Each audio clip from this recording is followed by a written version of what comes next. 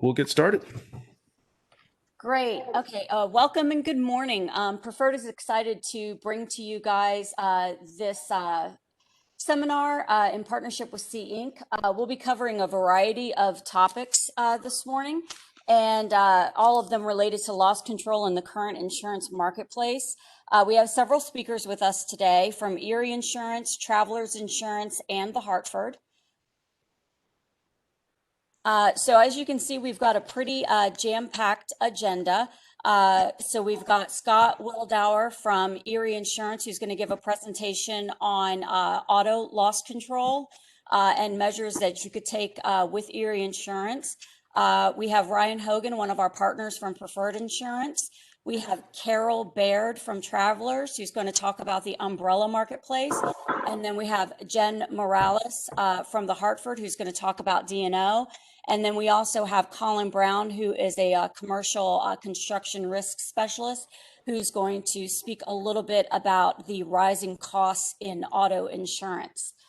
So I'm just going to kick it off here. I'm going to talk a little bit about cyber insurance during this current increased teleworking market space that we have here with COVID.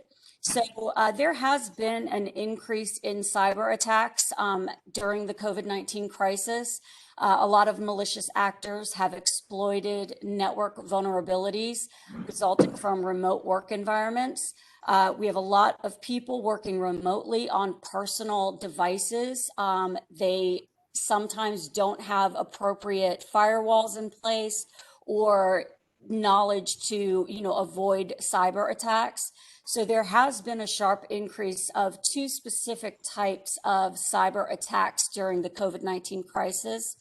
The first one is ransomware attacks. What that is when a hacker gets into your system and creates an encryption key that locks up all of your system. They demand then cryptocurrency to give you the decryption key so that you can unlock your system. It's commonly referred to as ransom. So they basically hold your system hostage until you pay the ransom. There is coverage for that on cyber insurance. It's kind of interesting because most insurance carriers' response to ransomware attacks is to actually pay the ransom rather than go through the process of recreating your system. Carriers have found that it's actually cheaper to pay the ransom, which, only encourages these bad actors, unfortunately. But that's really the response that we've seen from carriers to ransomware attacks. Even though you're working remotely, a lot of people will remote into their server at their office, which puts the server at the office compromises it to these ransomware attacks. So that's a vulnerability. Another one is called social engineering. It's a fraudulent transfer scheme. What hackers will do is they will forge email addresses. They will adjust them by one letter in hopes that you won't notice that the email isn't coming from the CFO or the CEO, and it goes to an accounting person asking them to transfer funds and then giving wiring instructions. This is a really interesting situation because basically what you've been duped into doing is stealing from yourself. And most insurance policies have an exclusion for stealing from yourself. You can't file a claim where you've actually been the result of the loss.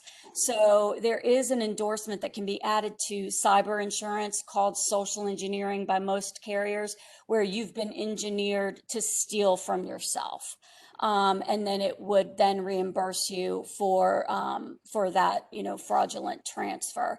But it is a special endorsement that has to be added to cyber insurance policies. So in the expanded remote working environment, we know that this is going to continue for the foreseeable future.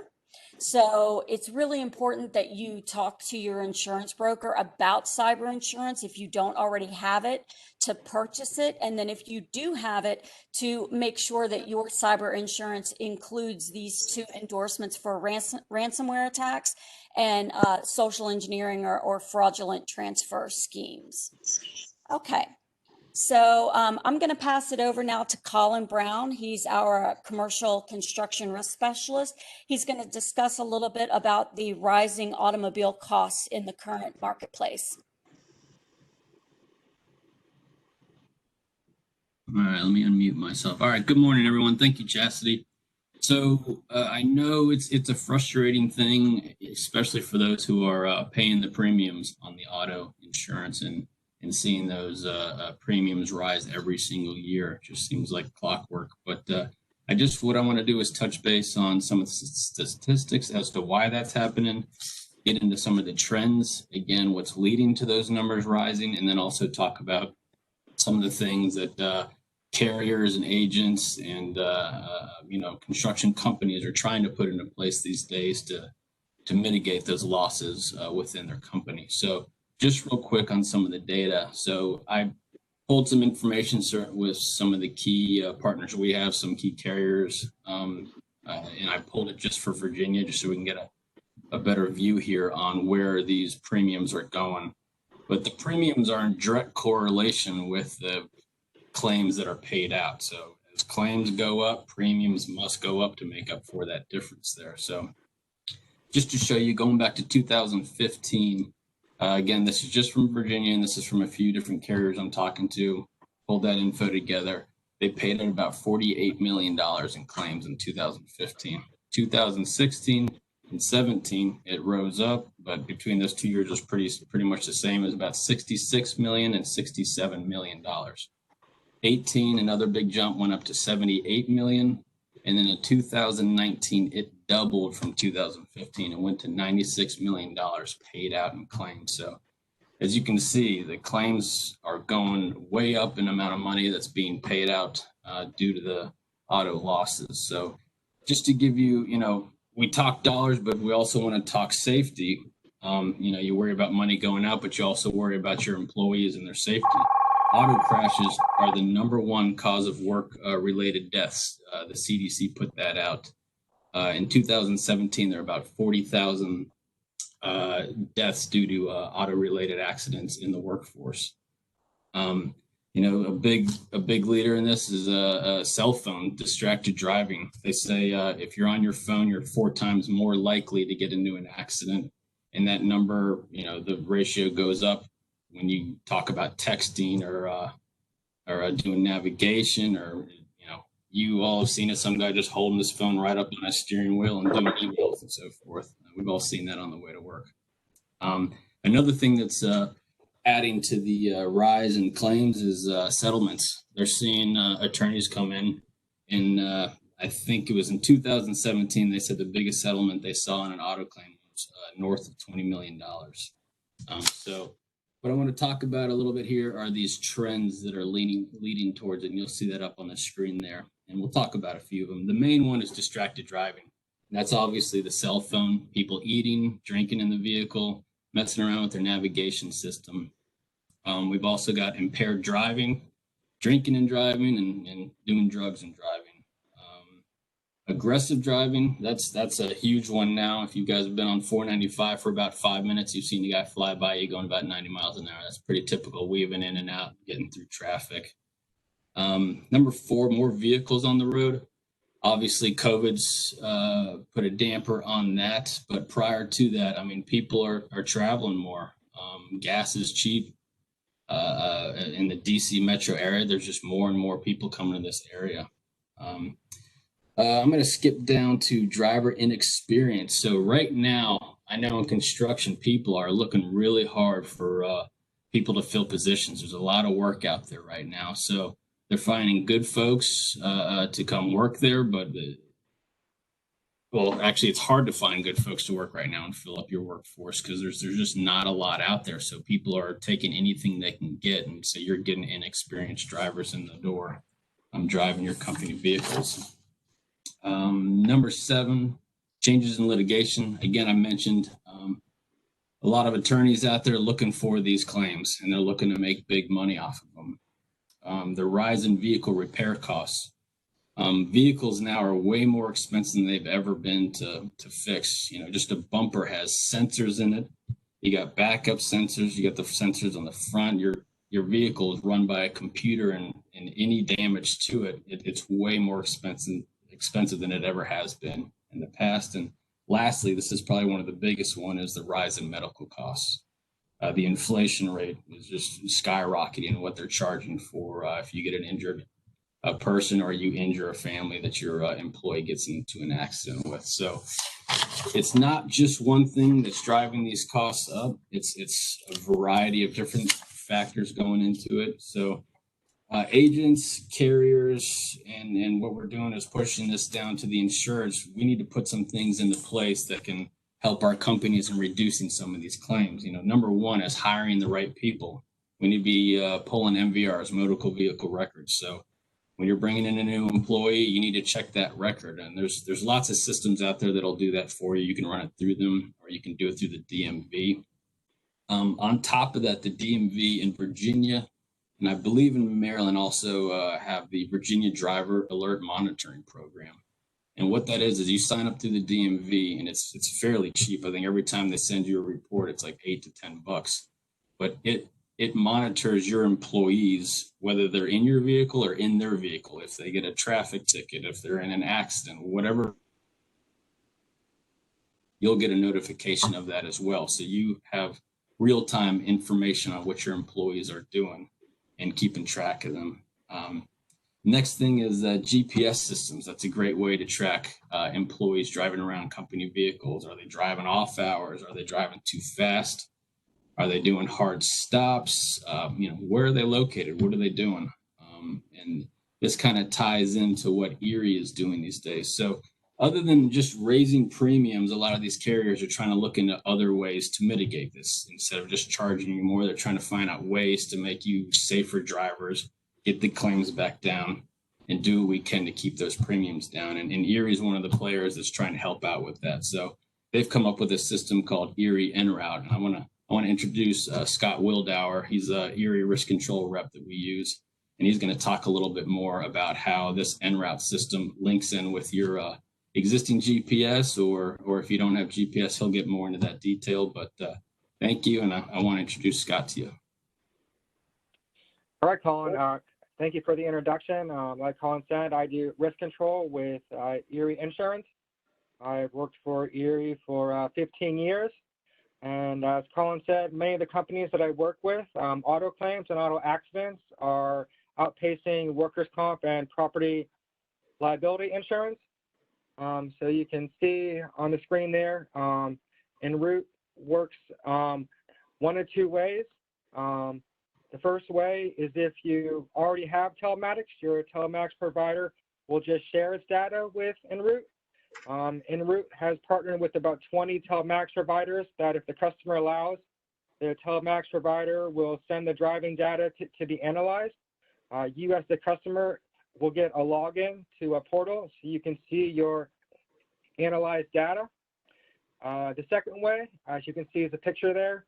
If you don't have telematics provider, Erie can send you tags that go on your windshield, and your employees have to download an app on their phone. The window tag and the app sync together. The window tag is about the size of an E-ZPass. It is pictured there on your slide, and then the data gets sent to your En-Route portal for you to view. Also, the tag and the app track how often your employees touch their phone while driving. So there are a few companies who have telematics and are using En-Route, but they are also using the tag and the tag and the app for the couple employees who have been cited for using their cell phones while driving. This technology by Erie can be a significant savings, as your telematics usually cost anywhere from $20 to $40 per vehicle. Both options are free of charge, and it's a tool to help insurers be better drivers and help owners and fleet managers get insight into their drivers. What you get is on the screen there, what Erie calls the FAIR score. You can see on the slide it goes from 300 to 900. How the FAIR score works is En route gets the data from the telematics provider. It gets standardized, looking at speeding, hard braking, and acceleration, and then it lays that data over information from OnStar and police reports about which roads are more dangerous. So if you have a speeding, hard braking, or acceleration event on the road that is deemed more dangerous, if it hurts your FAIR score more. So if you're driving on a road that's already deemed more dangerous because there's more accidents from the data provided by police reports and OnStar, and then on top of that, you're speeding on that road, that hurts your FAIR score even more. Versus driving on a road that doesn't have a lot of accidents and you're speeding there, that doesn't hurt your score as much. The big difference to en route versus other telematics is the one score. That one score, you can easily compare driver to driver. I work with a lot of companies, and the telematics is becoming the norm. How companies use their telematics, though, is all different. Some companies just want to know their vehicles. They just want to know where their vehicles are. Some companies just want employees to think they're being tracked. And other companies, have full programs with alerts set up, actions to take for employees if they're speeding, hard braking, and acceleration. But that kind of gets overwhelming sometimes. And then it also puts you into a realm, if you treat an employee differently than if you treat an employee differently for the same alert or action that you treated another employee differently for, then that opens you up into some actions where you're not treating the same employee, you're treating the employees differently. I know this firsthand as Erie rolled out their telematics to employees. We were getting, emails and alerts for our speeding, hard braking, acceleration, and it was getting, a little bit annoying to always get those emails and alerts. So by having one score, it eliminates talking about your alert every time. You can acknowledge the good drivers. You always do better reinforcing positives than focusing on negatives. And hopefully, just by acknowledging the top performers, everyone will improve. If not, then we can coach the bottom tier. Maybe the bottom tier feel pressure to get there on time, or maybe they're not as familiar with handling the vehicle. So what does your portal look like? You can see on your screen there, that's what the portal would look like if you were using the en route technology. On the left there is the driver score where it says safety score. On the far left there, so you have the name, you have the VIN number, and you have the safety score. That is the employee's personal score for their driving, for their speeding, hard braking, and acceleration. And then to the right of that is the FAIR score. That is the average for the same score, the average for the same type of driver, driving the same type of miles. So you can compare your employee versus the average. You always want your employee to be better than the average. And then on the further right there, you see the vehicle operator score and the FAIR score again. So you can click on those boxes on the left to take employees on and off to figure out which employees are hurting you more. And then your FAIR score on the box on the right is the risk level of the fleet compared to similar size fleets and similar size fleets. And then on the bottom there, on the bottom right, En route actually tracks how much speeding, hard braking, acceleration is costing you in extra gas. So if you reduce your alerts of speeding, hard braking, acceleration, it'll actually show you how much gas you could save. And then the next slide shows you the rest of your portal. So this is actually the only thing that Erie Insurance sees. So this is your score for all your drivers combined. So you can see for this company, they started working with us last year, and they started out at a 585, and through acknowledging the good drivers, talking to the drivers in the bottom tier, some extra training, just some peer-to-peer, peer-to-peer, making sure everyone drives safer. You can see their scores have gone up. And each time that score goes up, there's a correlation to how much accidents go down. And the next slide then, the next slide actually shows what the employee sees who's using their app. So this is what an employee, if you dropped your telematics or decided to go the windshield tag and the app route, this is what the employee would see on their phone, and then you would still see your portal reporting on everybody. So the employee gets their own score. Every time they have a speeding, hard braking, or acceleration, it gets mapped on their phone where it was, what they were doing, and then you can set it up on the right there, where each employee can compare themselves with all the other team members. So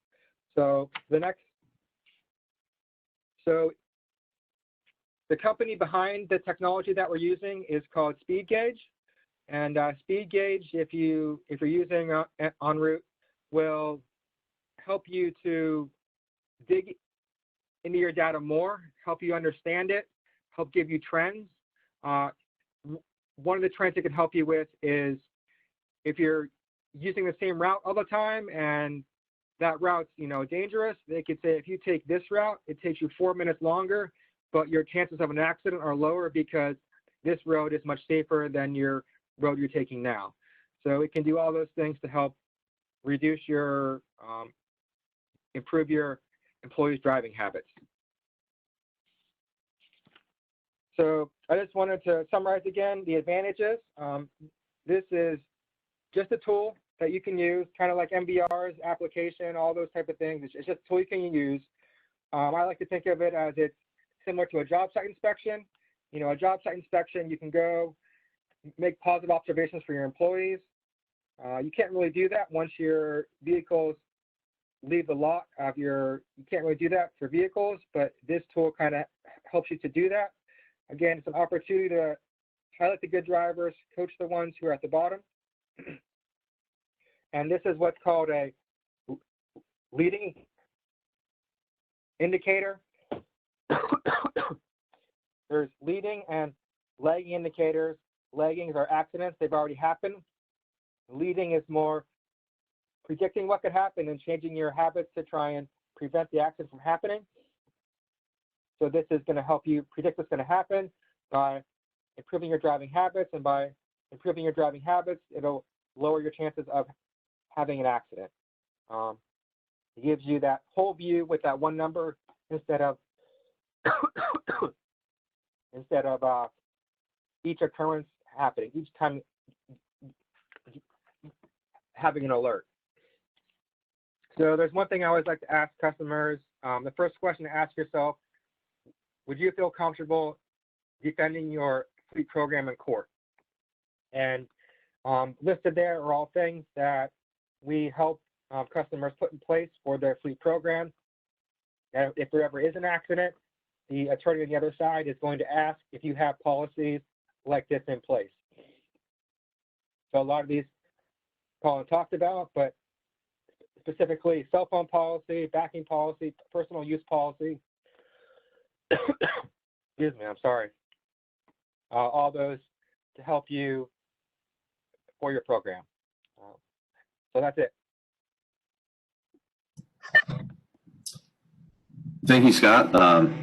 We appreciate that information. My name is Ryan Hogan, Preferred Insurance, and just to add to Erie's en route and Scott's presentation, I have several clients that are utilizing the en route system, and GPS has been around for a long time. I'm sure you may have looked at it for your own fleet at one point or another. The technology is becoming cheaper and cheaper every year, and with the auto insurance marketplace becoming more and more hazardous, it is definitely worth the investment to installing your GPS system and actively monitoring it. This really, I think, is where the insurance is going in the future. And it could definitely help not only better your rates, but also keep your employees and your vehicles safe on the road. I mean, it really is your largest liability in a lot of cases, depending on what type of industry you're in. Your auto liability, is such where, you have the biggest chance of hitting your umbrella layer of coverage, which is the next topic that we're going to be talking about today. Insurance companies, if you haven't noticed, this presentation's kind of got a trend here, is the auto liability. The insurance companies have been taking major losses in the auto line for many years. And starting at the end of 2019 and then in 2020, these losses have started to impact the umbrella marketplace in a major way. In addition to the distracted driving that we've been talking about and the increased costs due to technology, there's also been a social change in the courts. What I mean by that is we're now seeing eye-popping dollar amounts being handed down by courts, which in some in our industry refer to these as nuclear judgments. This has caused umbrella rates in the industry to increase. And for those more hazardous construction trades, these rate increases have been significant. So with that being said, Carol Bard with Travelers is going to take us on a deeper dive into the current state of the umbrella market, also known as the excess casualty market. So Carol, please take it away. Hi, thanks, Ryan. I'm Carol Baird. I work with Travelers. I am exclusively an excess and umbrella underwriter. It's a single line that I write. I've been doing just monoline umbrella over non-Travelers underlying, just to make a distinction. It is broad across all carriers.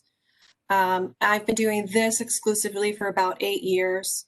Prior to that, I was an all lines commercial underwriter. So a little bit of background on me, and certainly the other comments made earlier are very true. If we go to the next slide, the risk factors impacting auto rate are the same ones impacting umbrella. Predominantly, our increased losses in umbrella are coming from the auto line. And occasionally they do come from general liability or products liability. But echoing the prior comments, the risk factors driving auto losses are driving umbrella losses. I translate this into our discussion or theory on working layer. So for those of you that's not a common term, working layer is the limit that your insurance covers that should cover the majority of your losses. So it works and is regularly tagged to pay those claims. So that's your working layer. Usually it's your primary lines. So your 1 million CSL auto or your 122 GL. What's happening due to these risk factors is that the typical auto loss is now exceeding $1 million. So what's happening is your umbrella then is becoming part of the working layer. So say the average, claim now, if you're going to have a big one, is 2 million instead of 1 million. So underwriters that exclusively look at umbrella now need to contemplate a frequency payment in addition to a catastrophic loss payment. So it's a, quantum change for how you need to rate an umbrella policy to cover what's now becoming the expected losses. So if we can jump ahead one, these are examples on a countrywide basis that do include some of those nuclear claim happenings. Again, this is countrywide, and thankfully this is not me personally in my book here in the Northern Virginia, DC, Maryland area. I think personally my largest umbrella loss open right now is 10 million. And it does relate to an auto accident where the truck my insured was driving struck a vehicle on the side of the road that was also being attended to by an emergency vehicle. and that is a $10 million loss. But you'll see here that, the first one is a bicyclist and a, crosswalk being hit by a truck, $20 million claim. It's not that unreasonable that could happen. Sometimes pedestrians and bikers pop out of nowhere, and there's, certainly nothing you're going to do that's going to not harm an individual if you're struck by a vehicle. The second one is road rage, which goes a little bit towards that driver selection pool that we've talked about. You need to know your drivers and know what they're doing and know if they're speeding and braking. And in this case, an angry employee added to that 52 million payout. Driving record ignored. So this is, yet again, 100 million, but this is someone that, going back to Scott's question, how do you feel about defending your own corporate fleet control plan? Do you have someone on there that has a history that you have not addressed? If that's the person who ends up in your large loss, you're going to find yourself in a very difficult position trying to defend yourself and avoid this large payout. And again, this roadway blocking, the last one, the nuclear one, it is more of a trucking company related one and the position of that truck, and it was that the appropriate standard. So as I said, these rising auto losses and the working layer now exceeding 1 million is a key driver of the change in umbrella pricing. It is also driving capacity. I consider umbrella right now to be in a capacity-driven hard market. So in addition to the prices, meaning the hard market side, there is a capacity issue. Carriers are reducing the limits they're offering to help control their claims, frankly. If you only offer 10 million, your cap on your top payout is going to be 10 million versus 25 million. And funding for large things like that is more under control. So you will see the marketplace both increase price and decrease capacity. These are some of the other factors impacting losses, and it does hearken to the courts and plaintiffs and attorneys and tactics. If you think about today's social environment, everyone has a cell phone, which translates into everyone has a camera. So everyone films everything at any time and feels free to post it and repost it. So, what could have or would have been a private moment where you might control it in a corporate, court of law environment. Now there's so many other factors. Somebody posts something, somebody tweets something, somebody says something, someone else is influenced by who said that and how they said that. And so social inflation is another factor to contend with. I will say a couple of things. First, like the Erie Encore, Travelers has a variety of risk control products available for their insureds and agents. And writing just one policy with us, being an excess policy, you would then have access to all of those programs, fleet control programs and those types of things. In addition, I shared with Chastity yesterday a full top verdicts publication, which is that joint project with Travelers and the National Law Journal that reviews the prior year's large loss payouts, and we try and refine them down to those related to the property and casualty market, which would include D&O. And those are encapsulated in our top verdicts publication. And Chastity's going to share that with you after today's meeting. And by all means, if there's any, other specifics you're looking about umbrella, meaning, typical limits purchased by industry group or, what do I think about this approach to pricing or that? Feel free to ask and I'd be happy to help. Thank you so much, Carol. That was fantastic.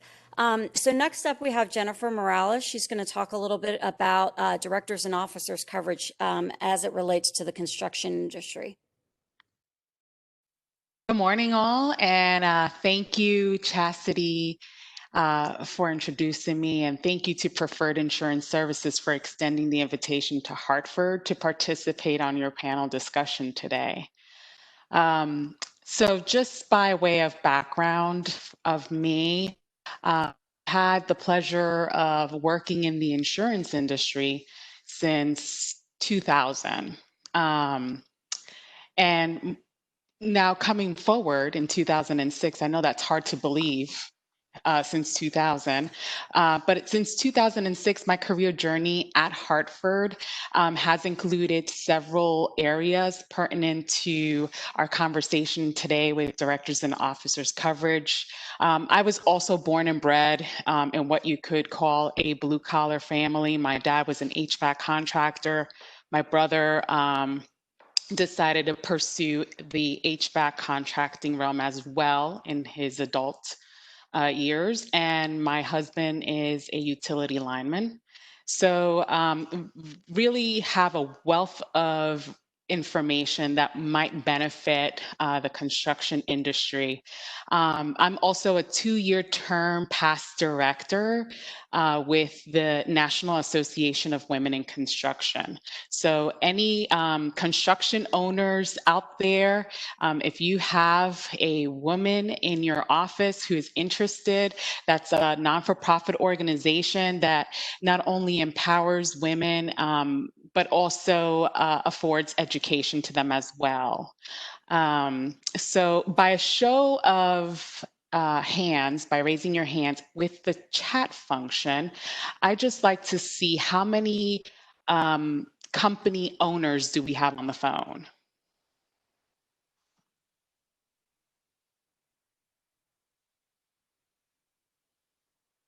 Okay.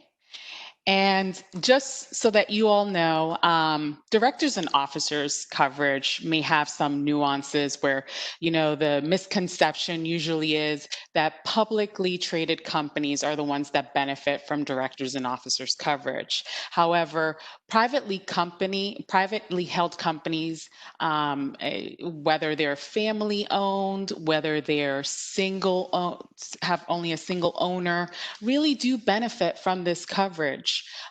Because it not only protects the personal homes and assets of an owner, shall we say, if they are perceived in a wrongdoing, but they also extend to, claims that may be coming forward from your customers, your suppliers, governmental entities, and the same can be said for others. So I'm not going to read the slides. I'm going to have this for you to view, but I'd like to walk through a couple of things with you during this this really dynamic time. As a owner, as a director, and as an officer, you represent the interests of your shareholders and stakeholders while directing their business prudently. Did you know that as a director, an officer, or an owner, you are fiduciary responsible to your company to exercise duty of diligence, which means good faith or in the best interest of the company to inform yourself of any material information available to you within your capacity? The duty of loyalty, which is to refrain and engage in personal activity for your pursuit of personal gain over the company's benefit. And then last but not least, duty of obedience. Perform your duties according to your corporate charter or applicable laws. And, I often think of those fiduciary responsibilities, and I'm thinking to myself, whether you're a publicly held company or a privately owned company, one-man shop, these are some of the cadence that you should really follow through in your organization. And just for example, we are, you know, in the moment right now where, I'm sorry, can you go back to the last slide?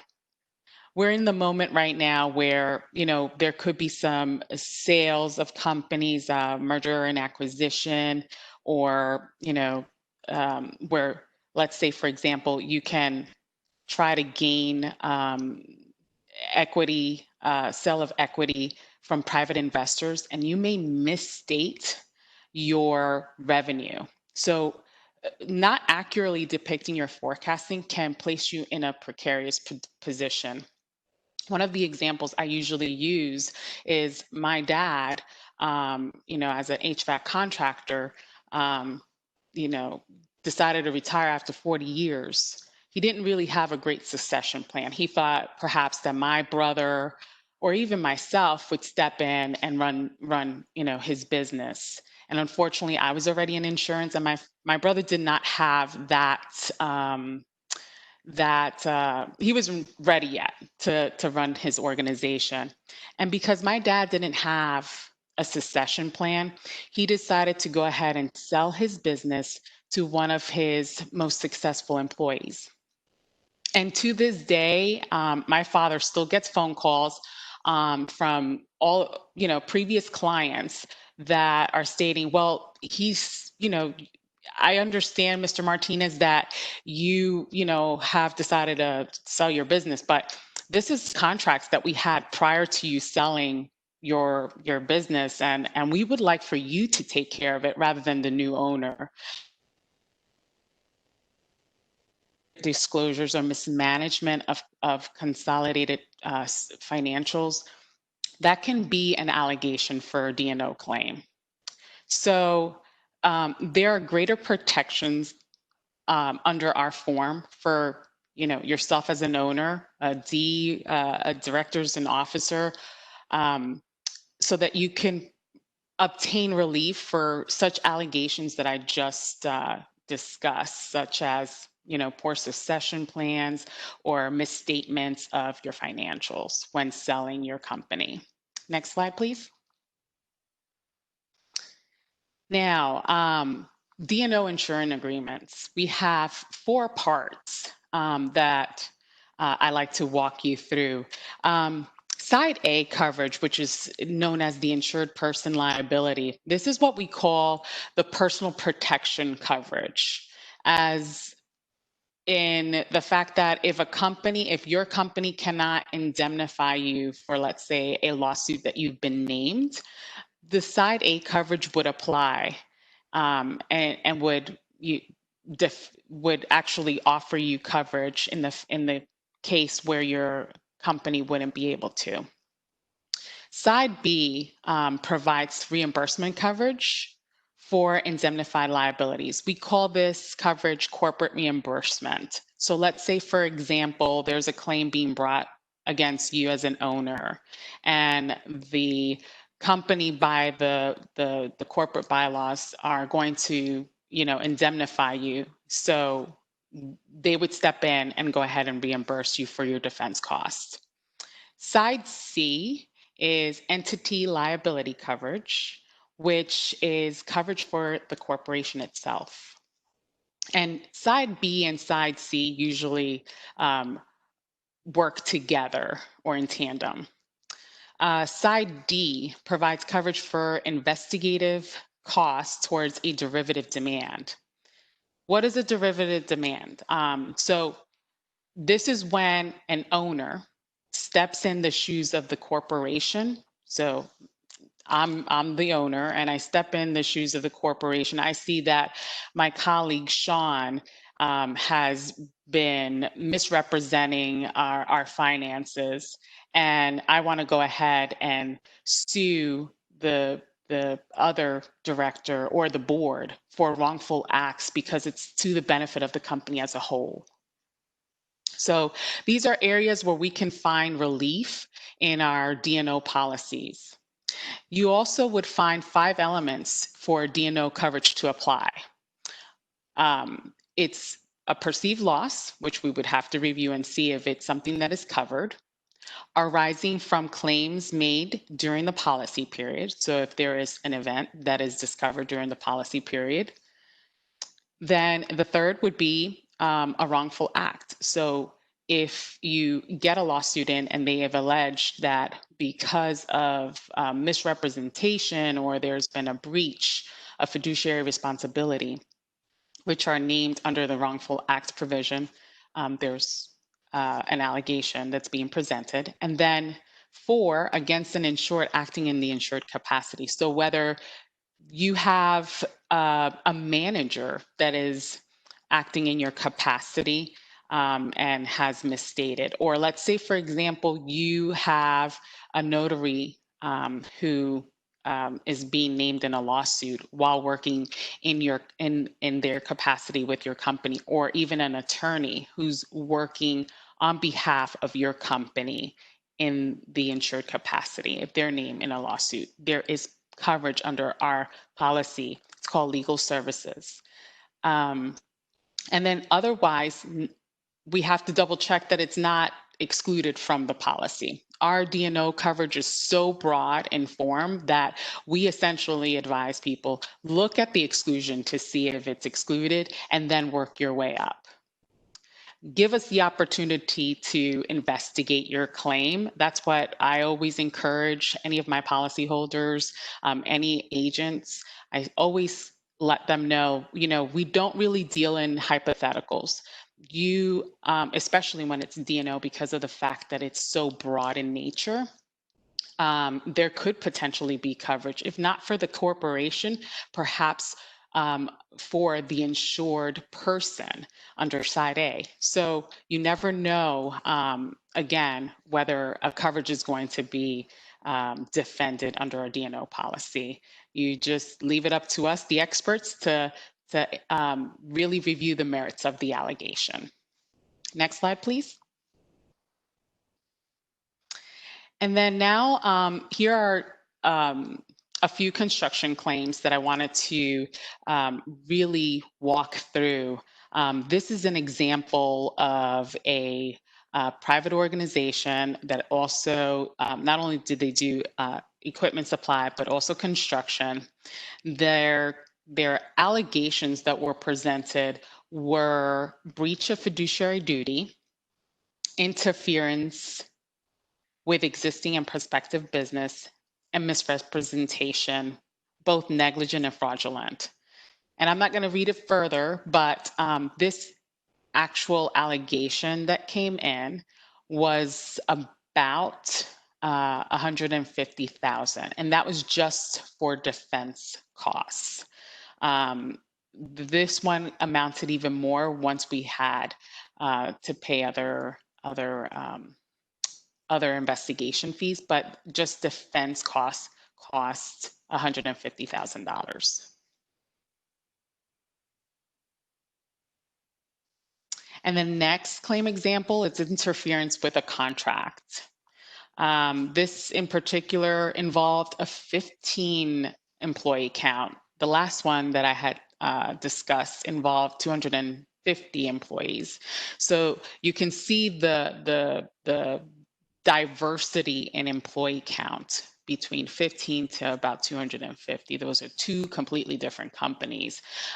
This one was approximately 20 million in revenue, and the case was resolved after mediation, so it never went to court. But defense costs incurred were over 193,000. I mean, now that we're working in this very dynamic environment, a lot of our companies are very thinly capitalized, and any expense that we have out of pocket could ultimately close our doors. So this is one of the areas that I really would like for us to contemplate in getting a D&O quote today with Hartford, because of the fact that this is an investment. You may spend, let's say, for example, $10,000, $15,000 on a management liability policy that includes directors and officers coverage. And we're offering up to $1 million in defense costs for your company's owners, directors, and officers. And that within itself is, you're already seeing the ROI on it. If you contemplate a $193,000 defense cost that you would have to pay out of pocket. Next slide, please. Now, these are other examples of claims that we've seen come across the desk. The confidential information and trade secrets regarding the bid process, that was actually a case where an employee who had worked with, let's say, company one, decided to, go work for another company, and that was company, let's say, XYZ. And then company one and company XYZ both went to bid for a specific project. And during this bidding process, that employee that went from company one to X, Y, and Z had privileged information and was able to use it in order to win the bid. And unfortunately, company one would have had improved chances to win that bid, but because of that employee divulging in the privileged information of company one to his new employer, X, Y, and Z, X, Y, and Z benefited from that bidding process. This was a litigation that amounted to over I think it was 1.5 million in defense cost only, not indemnity. You also have the minority shareholder oppression lawsuit here. That's like where you have, let's say, 3 owners, the HVAC contracting business. My dad had, let's say he was 80% shareholder, and my brother and I held the rest, so 10 each. And family is family. You do get into quarrels even across the Thanksgiving table. And let's say I didn't like the way my brother was managing the HVAC company. And I decided that, you know what, I'm going to go ahead and I'm going to ask for him to change. And he didn't ask for my vote. The board went ahead and decided, or even he could have made the executive decision if he was the only one, because my dad didn't want to bother with it, but he made the executive decision of not going with what I had recommended. So I can go ahead and sue him for, breach of fiduciary duty. He didn't exercise duty of care or of diligence in that matter. There's another contractor claim that's coming up next. This actually happened in Texas. The general contractor domiciled in Texas did not pay their subcontractor. And due to the Prompt Pay Act, a Texas statute, the state that the statute basically stated that the company is liable for payment, but not only is the company liable for repaying that subcontractors, but the directors and officers or the owners are also liable if the company is unable to make payment. So that was one that had recently crossed our desk, which is still going through the process of investigation. So there is potential coverage there as well. And then I would also invite you to do some little research too. There was an antitrust investigation for bid rigging allegations. If you Google bid rigging allegations, you will see it come up. And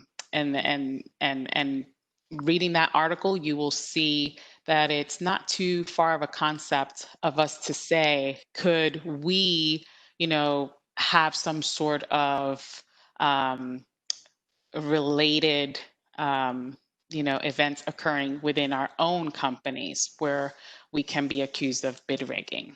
Not to say that it's happening. That's what D&O coverage is for. It's defense coverage, but just being accused of it. And the other slide, please. Okay. So I'm sorry, that was the last one. yes, that was. Thank you.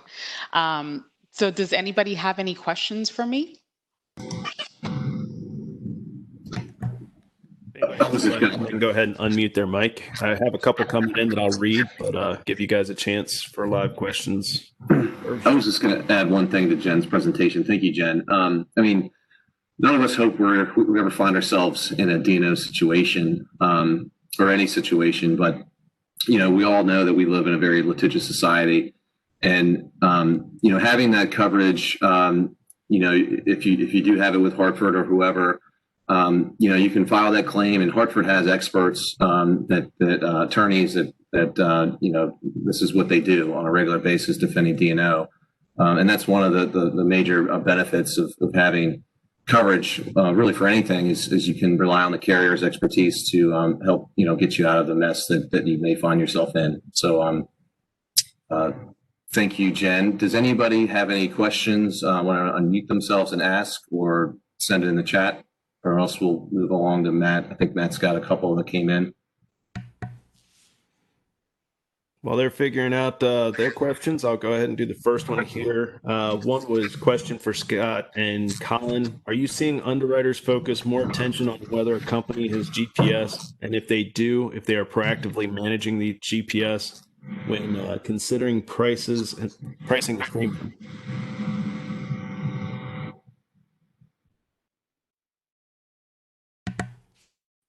Scott or Colin?